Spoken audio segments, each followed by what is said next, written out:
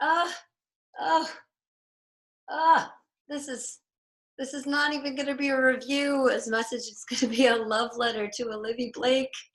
Ah, okay, hang on. Let me share my screen here. Let's just look at Olivieblake on fanfiction.net. This is Olivieblake. Okay, I just finished reading Clean and then immediately tumbled my way into Marked, which is the sequel. Winner of Germany Fanfiction Forum Winter 2017 Awards for Best Must-Read Fic, Best Dark Fic, Best AU Fic, Juan Lore Awards for Best Death Eater Centric in 2017, Enchanted Awards Summer 2017, Best Canon Based Plot, Best In Character Hermione, Runner-Up Hermione Fanfiction Fall Forum 2016, Most Creative Plot. What have you not won? Ridiculous. Are you actually JKR? That's accurate. Okay, so slay girl say. So there's this a widely lauded piece of writing, Clean. I especially enjoy, when someone has a title and you're like, is the title going to appear in the manuscript in some fashion? And I love where it appears in Clean, and I'm not going to tell you, and if you've read it, you know where it appears, and I just think that's aces.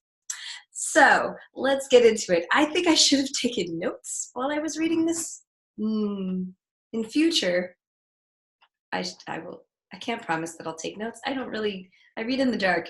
It's not the best time to take notes. I'll work on it.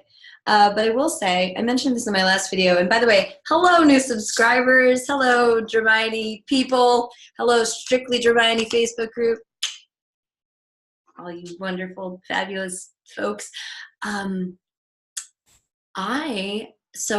I had a very special place in my heart for this story when I started reading it, because it was Olivieblake's first fic, and I recently started my first fic and put that author note at the beginning, which I think I've since deleted. It's like, it's my first fic, so be gentle, or whatever people write.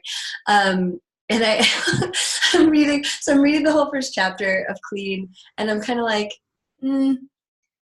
I'm not really into this dialogue, and that doesn't really sound like Harry, and I don't think they would talk to each other like this. And I was just kind of like getting my haterade on, and then I got down to that part where it said it was her first fic. I'm like, oh, that's cool.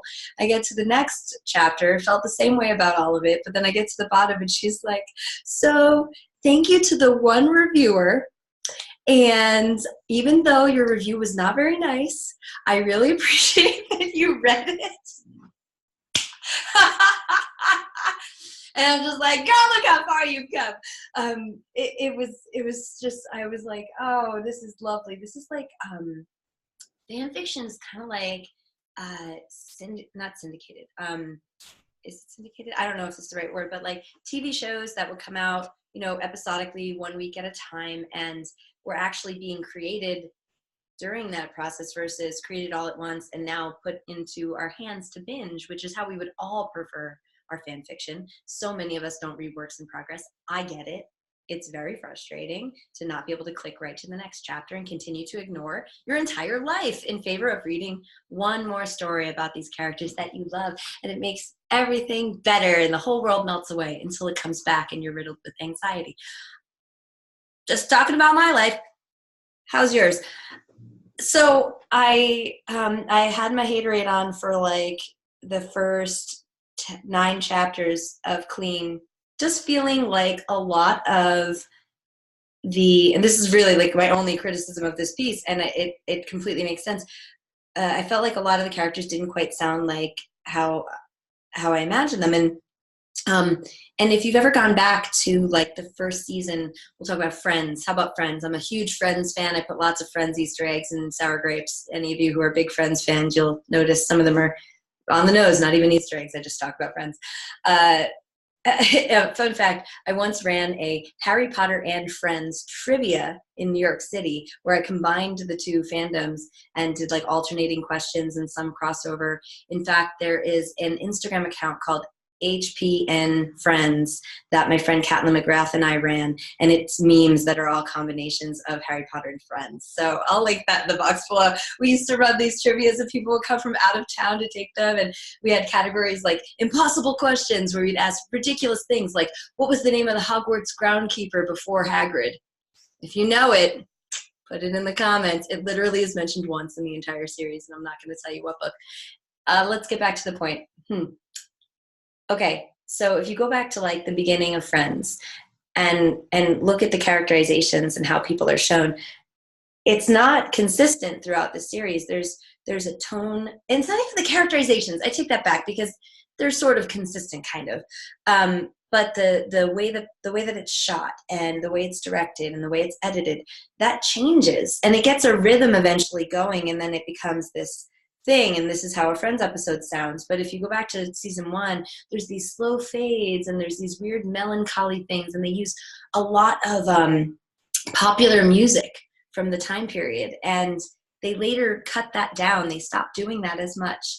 They stopped having random guest stars. I guess that's not true. They have a lot of guest stars in the later series too, but you could tell it's like in the first few seasons of Friends, they're really trying to like outmaneuver whatever show was on a different network at that time by having like Billy Crystal and Robin Williams show up in this episode. So it's weirdly forced, or there's something like, I don't know, not that genuine about it yet in the beginning of the series. And I feel like when we're just starting out writing a fic, and I feel this way about mine, Sour Grapes, that the first few chapters don't necessarily match what happens later because you're growing as you go and it's developing as you go. So I don't think it's a problem. I think I'm sort of just making this connection, like, oh, it's just like television shows that are episodically being created week by week, and you're watching it happen, and that's neat. So, but I said this was going to be a love letter, and I mean it. I have a hard time criticizing anything because I really feel like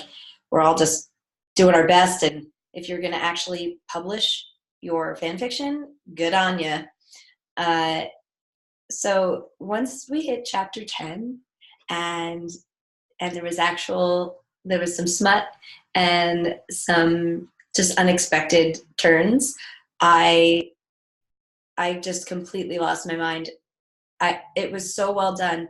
I then thought, oh, this is where you shine, Olivieblake. This like the raw connection between the characters and being able to really paint a picture that has me forget that I exist as a human being in a world with other people. Whereas the previous chapters, with a lot of the fluff, I was like, I could take this or leave this. And I think we all have different strengths. I actually love writing fluff, and I think it's some of my best work. Whereas when I get to smut, I sit here like, okay. And then he put his hand, no wait, maybe his hand, maybe they should be in a different room. Are they really going to do this right now? Let's stop and talk. Maybe they'll stop and have a chat right now. And I can't. And then I get to the end and I reread my smut and I'm like, this went so fast, but it took me 2 hours to write. I think I gotta go in and slow it down because no one wants their sexual experience to be this over. So I have a harder time writing smut, even though, and I swear when I started writing, I tagged my fic eventual smut, and then I was like, am I really though? Can I do that? Because this, like, November was the first time in my life I ever read smut at all. So I'm so new to it. Anyway, the rest of the story, I don't know if it's just because I got used to the characters and how they were being or whatever, but everything else just felt so authentic and amazing. And I love the way it ends. I love just how realistic Hermione's perspective is and how well we're just really in her head with her. And gosh, I don't want to give away plot things. I know a lot of you have read this. So I'll just say, like, some of the, favorite thing is I utterly abhor you instead of I love you. I hate you. I absolutely hate you. Just like that they're saying I hate you to each other, and they both know that it means I love you, and then eventually, like, they just have to say it. I don't want that. Mm, eh.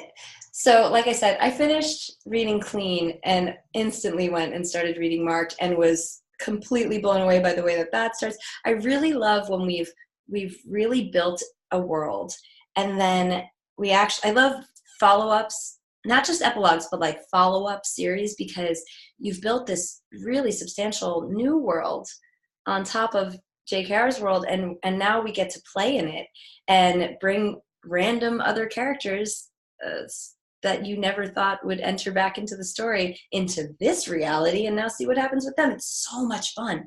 It's just so much fun. And I'm like 4 chapters into Marked now, which is if you didn't catch it, it's the sequel to Clean. Um, Loving it, completely loving it, loving the addition of some new narrative voices at the beginning of the piece.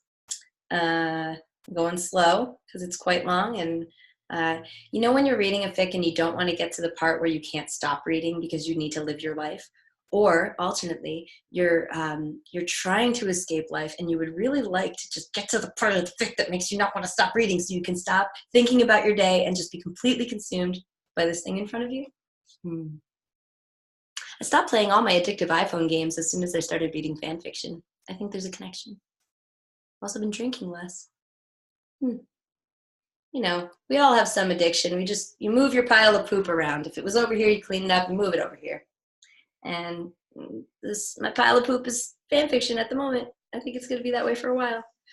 Also, I have been rereading and listening to the audiobooks of the Harry Potter series for the last, how many years? I started obsessively listening to them as a way to drown out my thoughts back when my mom got sick. And my mom passed in 2011 after like a year and a half or a little bit more of battling cancer. And when she got diagnosed, I started to have trouble sleeping. And so I would listen to the Harry Potter series. Jim Dale and Stephen Fry would alternate. And I just had to have it. It was like my blanket. And the month, I think right before Halloween of 2018, when I started reading fanfics, I stopped needing Harry Potter to fall asleep, because now when I fall asleep, I just think about my next scene that I need to write for my fanfic and kind of let the characters talk to each other, and then I just fall asleep. And I haven't fallen asleep without headphones in my ears in such a long time. And I get that I've just sort of replaced one addiction with another, but it feels different. And it's kind of weird to me that I'm not obsessively listening to this source material anymore. I'm starting to forget it.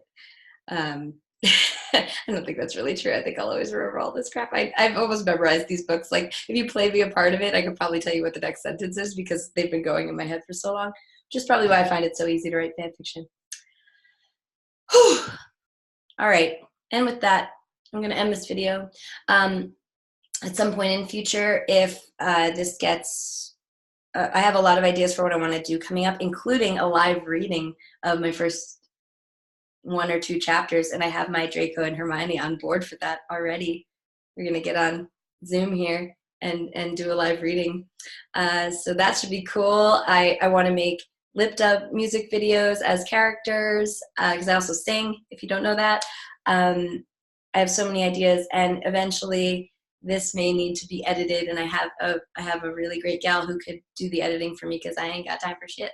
And so lots of stuff on the horizon. Please subscribe, please like, please leave a comment. I am loving reading all of your comments. There's so much to dive through. It's really cool to see your long ass comments, because it just gives me all this fuel for, okay, I'm never not gonna have something to talk about in a video, basically, because all of you are collaborating with me on this channel. So thank you. Sign up for the notifications, subscribe, come on Tumblr, follow me. Okay. I hope that scared you sufficiently, and love you all. Bye.